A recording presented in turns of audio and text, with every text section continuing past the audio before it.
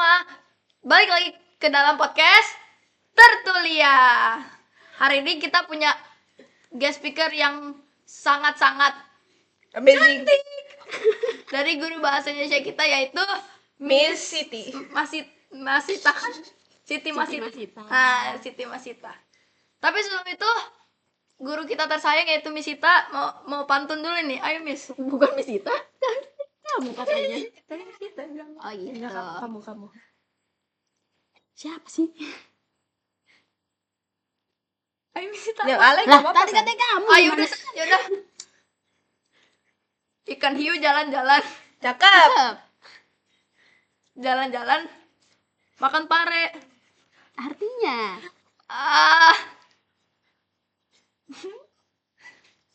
datang teman-teman. I love you pare.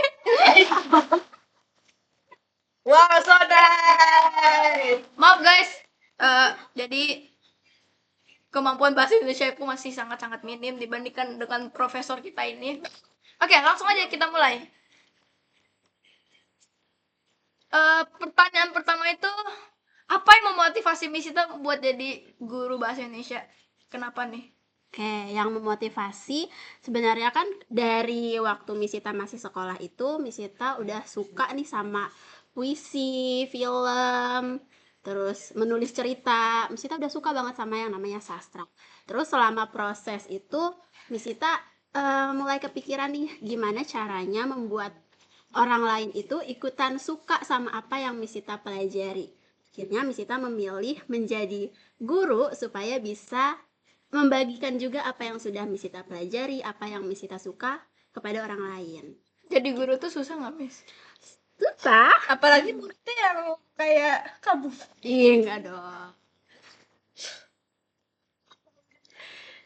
Yang pertanyaan kedua, apa pengalaman pertama Miss Sita pas pertama kali ngajar bahasa Indonesia?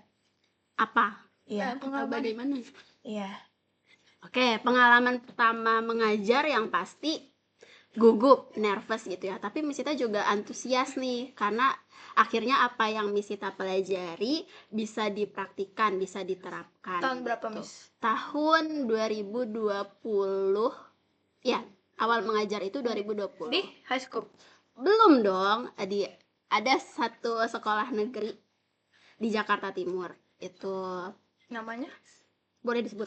Ya, Bah. Silakan. SMP Negeri 74 Jakarta Timur. Wow. Oh, Itu pengalaman pertama mengajar. Miss pas kan Miss pertama kali nggak kayak ngajar bahasa Indonesia kan kayak gugup. Gimana cara Miss Sita ngatasinnya? Cara mengatasi gugup nggak ada sih. Gimana? langsung udah aja dijalanin. Dihadapi aja gitu, karena kalau kita Dari pikirin gugupnya, kita cuma pikirin aduh nanti gimana ya, takut nih, takut salah, takut ini, takut itu, kita nggak akan bisa gitu. Jadi dihadapi aja. Wow, so nice. Oke, nextnya itu bagaimana cara Miss Sita untuk menyesuaikan pelajaran bahasa Indonesia dengan karakteristik murid yang berbeda-beda. Contohnya ya, kalau di sini kan ada yang pinter, ada yang bandel. Kamu bandel. Iya. Oke, supaya bisa menyesuaikan dengan karakter siswa yang berbeda, pasti yang pertama harus mengenal dulu karakter siswanya. Karena tadi kan Akram bilang, siswa itu pasti ada yang senangnya berdiskusi sama teman-temannya. Ada juga yang lebih suka menulis sendiri gitu, lebih suka tugas gitu. Ya, solo performance. Jadi sebagai guru harus tahu dulu nih karakter siswanya, cara belajar siswanya seperti apa. Jadi nanti Miss Sita bisa menyesuaikan. Di pelajaran bahasa Indonesia kan kadang ada berdiskusi kelompok, ada bermain peran, ada debat. Itu supaya semua karakter siswa, semua cara belajar siswa itu bisa dilibatkan dalam proses belajar. Miss, coba sebutin atau kayak ceritain pengalaman yang paling menantang saat Miss kayak ngajar bahasa Indonesia, kayak ngajarin ke murid-murid. Oke, setiap hari menantang sih. Aku. Aduh, Tapi yang paling Miss Sita ingat itu dulu waktu Masih di em, SMP itu. Waktu di negeri. bukan di sudah tidak di sekolah negeri, tapi waktu itu masih masa pandemi kan, 2021 itu masih pandemi. Kita nggak bisa ketemu sama murid secara langsung. Terus Makanya itu belum kenal langsung. ya itu masih apa ya, adaptasi sama yang namanya sistem hybrid. Itu kan ada beberapa siswa yang datang ke sekolah, sisanya online. Terus di situ kan kita jadi harus menggunakan teknologi. Di situ masih sangat beradaptasi karena biasanya kan yang Misita pelajari di kampus itu cara mengajarnya dengan siswanya secara langsung, bertemu langsung. Tapi ketika pandemi itu harus ada yang di rumah, ada yang di sekolah, belum lagi kalau ada siswa yang saat itu terkena COVID harus diisolasi mandiri kan, harus menyesuaikan lagi tuh cara belajarnya, cara menyampaikan materinya. Terus yang paling Misita So Sekarang- nice, so nice. Aspek utama untuk mengajar bahasa Indonesia itu gimana? aspek utama. Oke. Kalau kita mau belajar bahasa Indonesia, mau menggunakan bahasa Indonesia, yang pertama itu sebenarnya bukan dari tata bahasanya yang perlu diperhatikan, tapi kita perlu tahu dulu konteks penggunaan bahasanya itu. Kita mau berbicara di mana, dengan siapa, kita harus tahu itu dulu. Kalau kita sudah tahu konteks penggunaannya, baru kita bisa memasukkan yang namanya aspek sopan santun.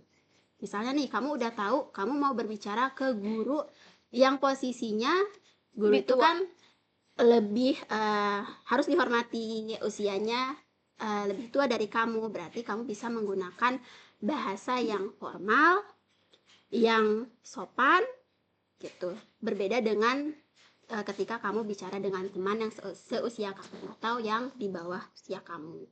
Oh ya, contohnya kalau kalian tahu bahasa Jawa itu kan Ya, di bahasa ada Jawa kan yang kromo ada sama singkatannya. Di bahasa Indonesia, kamu juga Fun tahu fact, yang guys. namanya konteks penggunaan. Kalau kamu sudah tahu konteksnya, baru kamu belajar sopan santun bahasanya. Kita ke tata bahasa, ejaannya. Miss, gimana cara Miss ngajarin ke murid-murid pokoknya apapun materi tentang bahasa Indonesia supaya mereka nggak bosan. Oke, kalau dari pengalaman Misita ya, Misita biasanya pakai menyelipkan permainan-permainan di dalam materi pembelajaran. Misalnya nih, waktu kita lagi belajar tentang cerita pendek, cerita fiksi, poli. Misita kasih satu kata, terus Misita kasih tantangan ke kalian untuk kembangin satu kalimat dari satu kata yang Misita kasih. Atau pernah Kata juga berantai. ya, pernah juga Misita kasih satu gambar, terus kamu dan kelompok kamu kembangkan satu cerita dari gambar yang Misita berikan. Enggak, Tuh. Pernah? gak inget. Ya, Yang nggak inget gambar kan bukan dong. pasangan kamu. Yang sekarang kelas 8 pasti ingat. Tapi kan Misita nggak ngajar kelas 8. Waktu mereka kelas 7 sama Misita. Tuh maksudnya. Itu cara yang Misita. Oke, sekarang jadi kan sekarang dunia itu kan udah memasuki masa modern kan, banyak banget pengaruh digitalisasi dalam kehidupan kita, kayak contohnya ya main game online, AI. ya AI. Awan nih sering pakai AI ya. Lah, we know teknologi bro. Sama ya Instagram, media sosial seperti itu. Dan bagaimana Misita bisa menunjukkan bahwa saat kita di media sosial, bagaimana cara menggunakan tata bahasa yang baik dalam bahasa Indonesia. Soalnya kan kita lihat kan, salah dikit dihujat, ya gitu. Oke. Berarti penggunaan bahasa Indonesia di sosial media. Ya kurang lebih gitulah. Kurang lebih seperti itu. Itu tadi guys. Tadi kan Misita sempat menyebutkan kalau kamu mau menggunakan bahasa Indonesia, kamu harus tahu dulu konteksnya. Tuh. Di mana kamu menggunakannya, kepada siapa kamu menggunakannya, termasuk di sosial media. Tuh. Jangan kamu tiba-tiba mengomentari satu postingan tanpa tahu latar belakangnya tentang apa. Sebentar, maaf Miss, aku potong. Soalnya kan di sosial media itu kan kita kan nggak tahu orang itu siapa aja. bisa jadi profile picture itu anak kecil, Tapi ternyata bapak-bapak. Waduh, akrab. ya, Ya gitulah. ya itu dia. Ketika kamu menggunakan sosial media, kamu harus menggunakannya dengan bijak. Tuh loh. Bukan tidak boleh menggunakan sosial media, tapi harus bijak. Kamu harus tahu konteksnya itu untuk apa. Berkomentar itu juga ada tata caranya, gitu loh. Miss, bagaimana pendapat Misita tentang kayak bahasa gaul zaman sekarang atau dipanggil singli? Jaksel, bahasa Jaksel. Gaul ya. You, mau kemana? Mami You. ai. Mau singli nggak? Bin ai dong. Misita tidak melarang yang namanya bahasa gaul atau bahasa yang dicampur-campur gitu ya, bahasa Indonesia dicampur bahasa Inggris. Misita tidak melarang, tapi sekali lagi kita harus tahu kapan dan di mana kita bisa menggunakan bahasa tersebut. Kan tidak mungkin kalau di sekolah nih berbicara sama guru kamu menggunakan bahasa gaul, apakah itu tepat? Tidak kan? Example-nya gimana, Akram? Ya, kok aku? Hai Miss, I kemarin baru jalan-jalan. You pingin gak? Oh, slay. Oke. Sering pakarnya. Waduh. Jadi Slay. intinya Misita tidak melarang kalian untuk menggunakan bahasa gaul, boleh, tapi harus tahu di mana kalian boleh menggunakannya. Selanjutnya itu kenapa Misita? Oh ya, Misita kan guru di high school kan? Iya. Dan Misita tuh sebelumnya tuh kan di SMP Negeri 70 kan? Iya 74. Ya, di salah satu sekolah. Kenapa Misita pindah ke high school? Apa karena emang jati diri Misita di high school? Waduh, jati diri di high school. Diri. Sebenarnya yang di SMP 74 itu kan belum resmi menjadi guru, itu baru praktik mengajar. Tuh belum. Magang. Ya, seperti magang. Lalu ketika lulus kuliah, pertama mengajar itu ada di salah satu sekolah swasta internasional di daerah Kelapa Gading. Ini Kelapa Gading. Bukan high school ya. Lalu bukan, ya adalah salah satu sekolah. Nah, dari sana, di sana itu Misita sebagai guru infal atau guru pengganti. Setelah itu bertemu dengan lowongan di high school, barulah Misita mencoba mengajar di high school sampai hari ini. Gimana cara Misita biar murid-murid yang Misita ajari itu bisa kayak bisa ngomong bahasa Indonesia dengan fasih gitu bahasanya, dengan fasih, dan juga di kayak pas debat, pas nulis atau apa segala macam. Gimana? Oke, sebenarnya yang Misita harapkan itu bukan yang setelah pelajaran bahasa Indonesia kamu harus jadi ahli bahasa Indonesia, harus 100% fasih bahasa Indonesia. Misita cuma mau kalian itu lebih percaya diri menggunakan bahasa Indonesia itu, dengan cara Misita memberikan kalian ruang untuk menyampaikan pendapat kalian, menyampaikan kreativitas kalian. Misalnya nih yang suka nulis, boleh ikut lomba menulis seperti Kak Valeri waktu sama Misita pernah ikut lomba menulis. Atau yang lebih suka berbicara, boleh ikut lomba pidato atau lomba bercerita gitu. Jadi Misita berikan kalian kesempatan untuk tampil gitu. So nice. Sekarang gini, Misita kan sekarang menjadi guru kan, bukan guru pengganti, bukan lagi magang, tapi guru beneran. Dan terus kan Misita itu pasti punya murid kan? Iya pasti. Iya dong. Namanya guru punya murid, ya kayak gitu kan muridnya juga. Dan gimana cara Misita memotivasi murid mengenai bahasa Indonesia di tengah digitalisasi? Oke. Memotivasi kalian sebagai siswa untuk menggunakan bahasa Indonesia. Terus juga maksudnya digitalisasi itu kan sekarang di di digital, di sosial media lah example-nya. Contohnya kan di sosial media itu banyak yang campur bahasa, ada yang bahasa Inggris, bahasa Turki. Melayu, bahasa Cina, Jawa, bahasa ya banyak lah. Ya bagaimana cara kita ya bagaimana cara kita memotivasi murid untuk menggunakan bahasa Indonesia di tengah ya itu dia. Oke. Paham nggak, Miss? Iya, paham. Maaf, bisa bukan agak ini. Tidak apa-apa. Oke. Digitalisasi atau kemajuan teknologi pastikan itu sesuatu yang pasti akan terus terjadi. Nah, bahasa itu salah satu hal yang akan terpengaruh dengan adanya digitalisasi atau kemajuan teknologi. Cara Misita supaya anak-anak itu termotivasi untuk belajar menggunakan bahasa Indonesia di tengah teknologi yang semakin maju, salah satunya menggunakan media-media yang bisa menunjukkan kalau bahasa Indonesia itu bisa jadi hal yang keren, bisa jadi hal yang kreatif, hal yang relevan. Contohnya lewat film-film berbahasa Indonesia atau menunjukkan konten-konten di sosial media yang menggunakan bahasa Indonesia yang tepat tapi juga tidak membosankan. Tuh, kalau kalian mau tahu contoh konten di sosial media yang membahas tentang bahasa Indonesia yang tepat tapi juga tidak ketinggalan zaman, kalian bisa cek Instagram Narabahas. Itu konten-kontennya bagus. Bukan Instagram Misita. Terus juga aku mau nanya nih. Ini lebih tentang ini ya, sejarah. Sejarah. Bahasa Indonesia itu kan bahasa kita. Setahu aku bukan sebelumnya itu bahasa Melayu ya, Miss? Betul.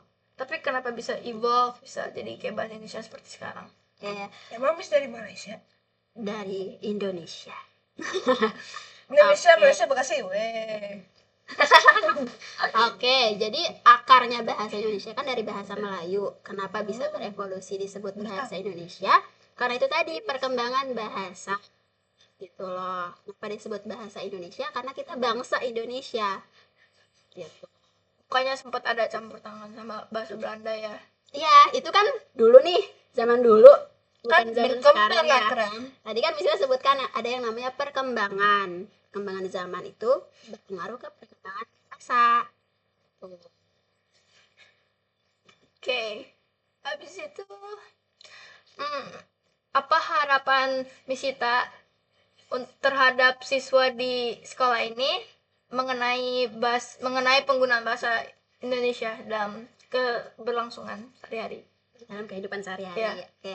Harapannya sih siswa-siswi di high scope itu bisa lebih percaya diri menggunakan bahasa Indonesia yang tepat, bukan hanya selama di sekolah tapi kemanapun kalian pergi. Misalnya nanti kalian kuliahnya ke luar negeri nih, kalian bisa memperkenalkan bahasa Indonesia itu ke kancah internasional, ke teman-teman kalian di luar sana. Ya, sekarang aku mau cerita nih. Bahasa Indonesia. Jadi kan saudara aku tuh ada yang sekolah, ada yang Sekolah? batuk Berkuliah? berkuliah di mana ya? Salah Unpad, Universitas Pajajaran kalau nggak salah. Terus ada event study exchange nih. Student exchange. Student exchange.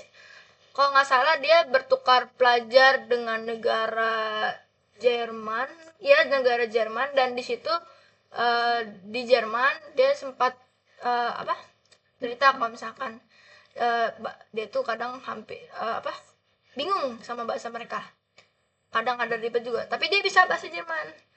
Lalu suatu saat temennya tuh ada yang nanya dia tuh dari mana, dan dia jawab dari Indonesia. Terus dia tuh penasaran sama bahasa Indonesia, dikasih tau lah basic kayak aku, kamu, mama, papa, makan, aku sayang ibu.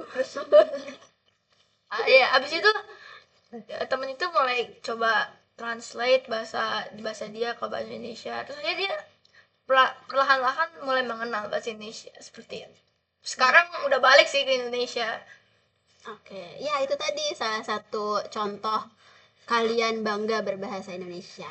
Tadi saudaranya Akram ketika tukaran pelajar ke Jerman memperkenalkan bahasa Indonesia ke temannya yang dari Jerman.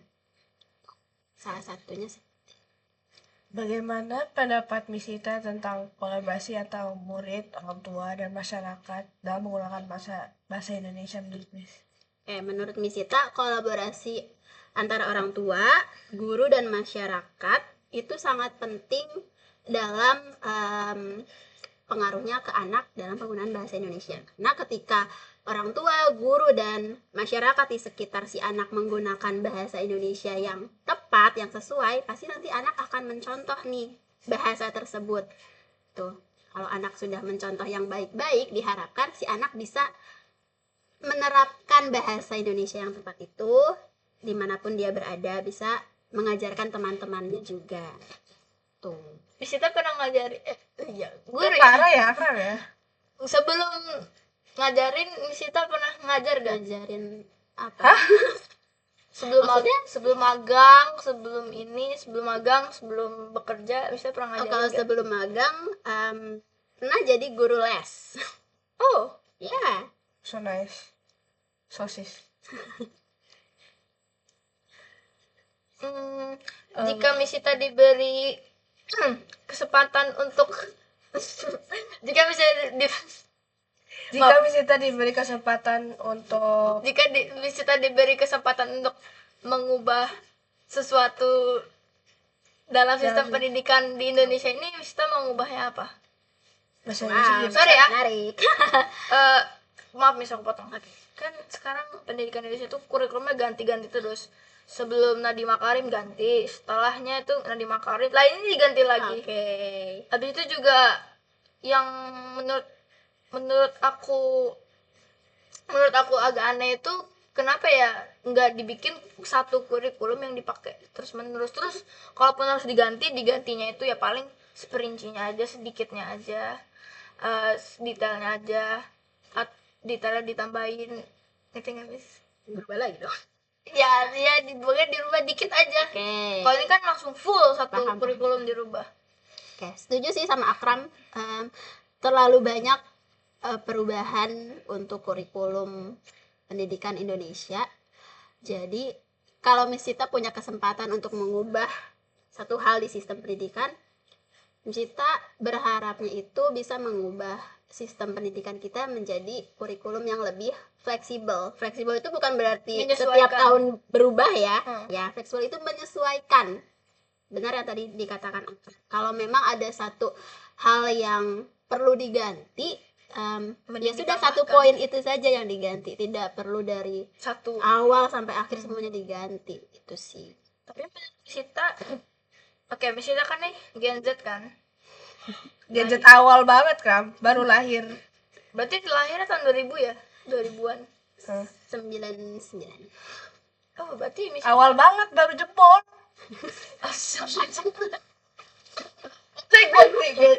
Kayak gadget itu baru keluar eranya, terus Misita udah lahir.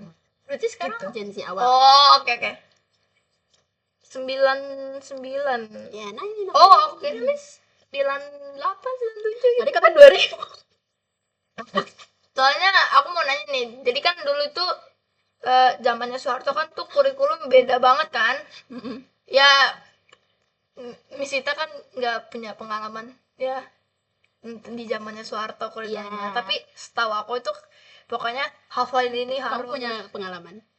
Nggak, tapi kan aku dengar dari cerita ya siapa kek, pokoknya itu kan ini keras, harus hafal ini terus katanya masih prasejarah kurikulumnya, masih belum modern. Sorry aku potong, tapi sebenarnya sebelum aku SMP di sini aku kan ya swasta ya mirip negeri gitu lah, harus hafalan ini terus 30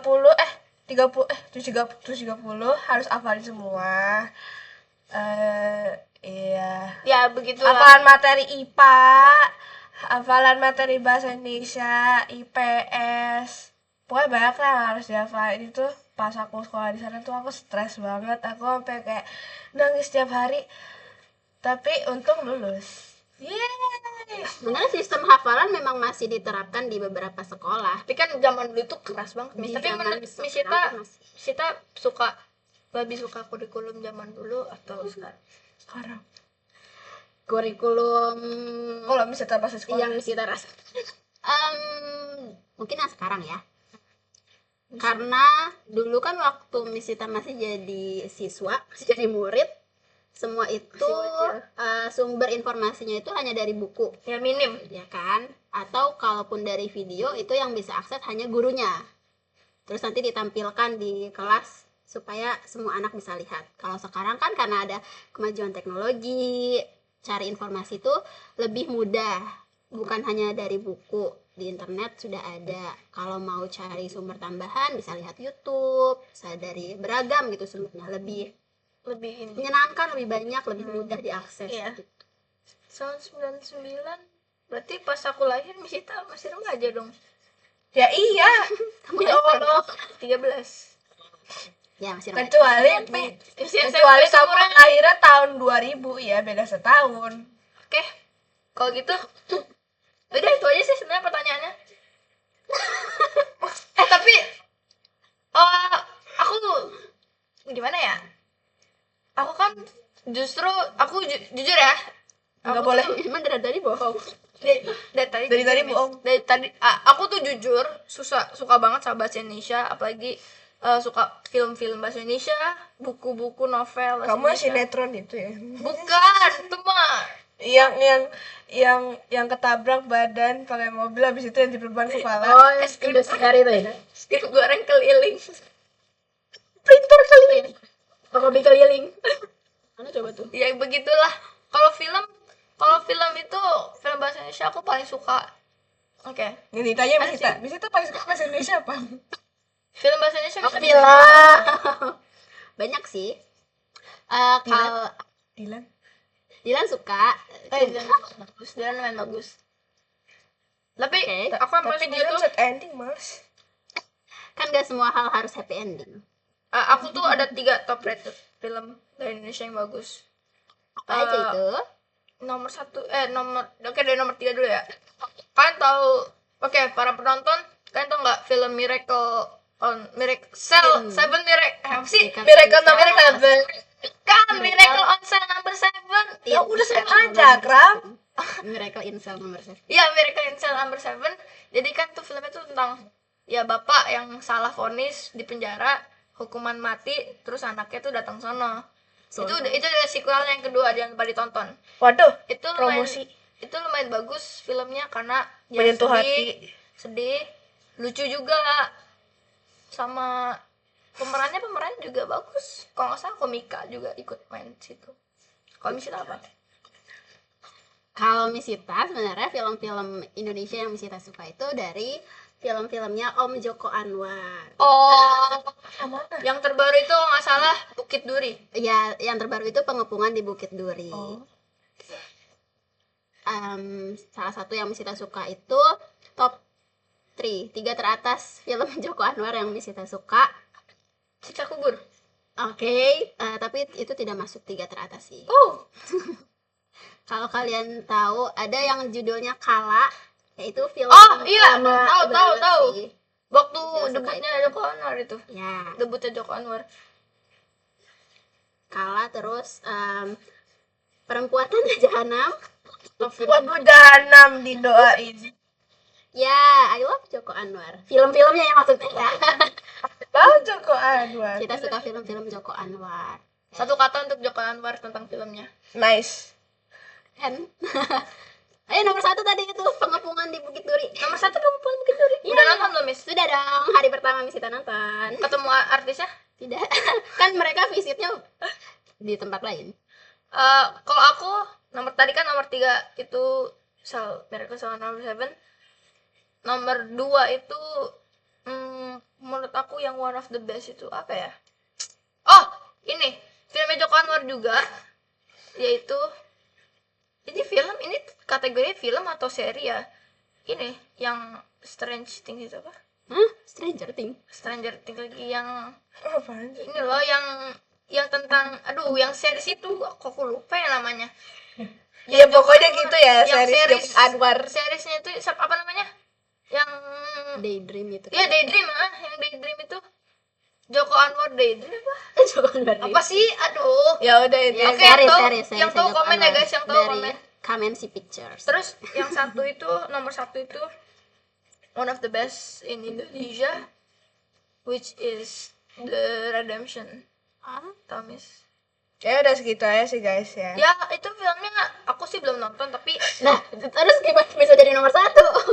karena ya sinopsisnya tuh aku dari sinopsis aja tuh udah bagus ya, gitulah. Oke. Satu lagi film Indonesia yang harus kalian tonton, Jumbo. Dah.